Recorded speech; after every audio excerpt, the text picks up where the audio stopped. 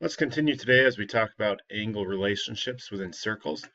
We're going to talk about what happens when we get chords, secants, tangents intersecting inside, outside, and on the circle. So we'll take a look at the connections that are there and use those connections to help solve problems where we want to find an arc measure or an angle measure. So let's first of all start off by going into GeoGebra, and I'd recommend that you click on this link that's in Classroom or on the website and try this out on your own to try and see some of the connections that we'll take a look at. So first of all, let's figure out, remember some of the things that we found. If we have a central angle like we have here, this angle, we know that that's going to be equal to the intercepted arc. So here I know this arc will be 90 because all these angles are 90 degrees as well, since we have two diameters intersecting. Now what happens when I change both these diameters into chords? To help us see what connection we have, notice that I have an intercepted arc GH and an intercepted arc ELF. I know that both of these angles are congruent because they're vertical. So what connection do I have with those two angles when I translate those angles and make them central angles? Notice the arcs correspond there with them. So if I take these two angles and translate them over here, I see those will be equal to the two arcs that are intercepting there. So the minor arc and the major arc will be equal to those two angles. Now when I move and make two chords intercepting with their vertex on the circle, notice they're only intercepting one arc, and I think we talked about this kind before. This would be an inscribed angle where the vertex is on the circle. But that intercepted arc will be equal to 2 of the angle if I translate that angle to a central angle. So when it's inside the circle, 2 of the angles equal the 2 arcs. When it's on the circle, 2 of the angles equal the arc. And then when it's outside the circle, notice that angle, if I translate it, I have 2 of those, plus the smaller minor intercepted arc equals the major arc.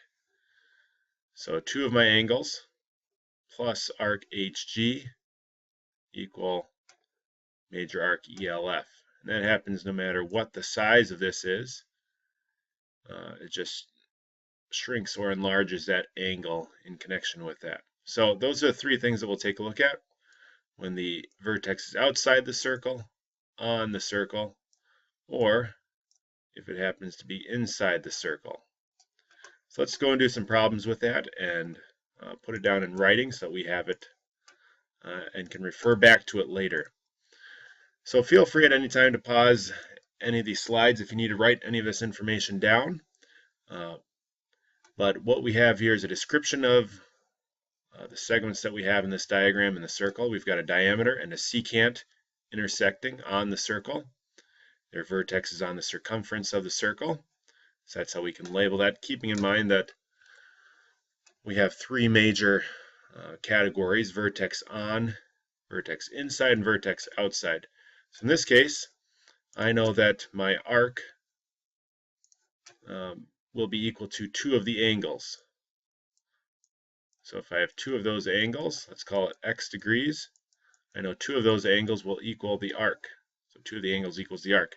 And if I wanted to solve for the angle, I could just divide both sides by 2 and get half an arc equals the angle, which I have down here. So either way, if I can set it up and show what I have 2 of the angle, and that equals the arc.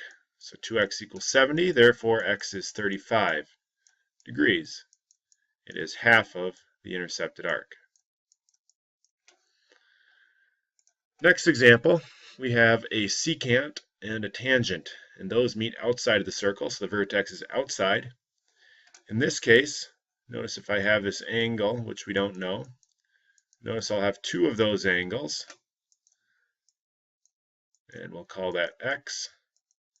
And the minor arc that it intercepts will equal our major arc. So in this case, 2 of my angles plus the minor arc will equal the major arc, as long as it intercepts 2 different arcs. So I've got an equation I can set up, and if I want, I have these equations that I can set up with this. So the major arc equals minor arc plus 2 of the angles. If I want to solve for the angle, I could say angle is equal to half arc 1 minus arc 2. That's just a matter of solving this equation for the angle. If I look at it visually, I don't need to memorize these formulas because I know 2 angles plus minor arc equals major arc when it's outside. So arc plus arc, or angle plus the arc, equals the major arc. And then it's just a matter of solving my equation. So 2x, I can subtract 84 from both sides, equals 150. Therefore, x, I divide both by 2, is 75. So that angle will be 75 degrees. So this angle will be 75, because 75 plus 75 plus 84 equals 234. Next example, we've got the vertex inside the circle. We have 2 chords that are intersecting. And remember, when we have 2 chords intersecting, we've got 2 vertical angles, so those vertical angles are congruent. And these angles will be equal to the 2 arcs. So arc 1 plus arc 2 equals 2 of the angles. So x plus x equals 57 plus 127. And once again, it's just a matter of solving for x then. So I've got 2x equals 84,